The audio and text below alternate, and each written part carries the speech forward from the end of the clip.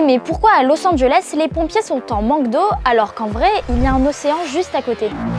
Beaucoup de gens se sont posé la question. C'est vrai que vu la taille des incendies, aller puiser dans le Pacifique, c'est tentant. Et c'est justement ce que les pompiers ont fini par faire. Mais c'est une solution de dernier recours, et c'est pour ça qu'il a fallu à la fois des feux extrêmes et des stocks d'eau douce insuffisants pour y recourir. Déjà, parce que le sel, c'est très corrosif. De quoi endommager les réservoirs des Canadair par exemple. Et face à un énorme incendie, la dernière chose dont les pompiers ont besoin, ce sont des équipements qui dysfonctionnent. Ensuite, à plus long terme, le sel pose de gros problèmes aux écosystèmes. Une fois l'eau répandue, une partie du sel reste dans le sol et rend beaucoup plus difficile pour les plantes d'absorber l'eau et les nutriments. Et après avoir subi un incendie, la dernière chose dont un territoire a besoin, c'est d'une végétation qui galère à se reconstituer. Voilà pourquoi, dans l'immédiat, on se contente d'eau douce pour éteindre un feu. L'eau de mer n'est réservée qu'aux urgences extrêmes, comme en ce moment à Los Angeles. Mais au-delà d'éteindre les flammes, la vraie question c'est comment arrêter de les alimenter. Ça fait des mois que la ville n'a pas reçu de pluie substantielle et une végétation sèche couplée à la météo de janvier favorable aux incendies, c'est la recette parfaite du désastre. Le seul moyen d'éviter des événements de cette gravité, c'est donc la lutte contre le changement climatique.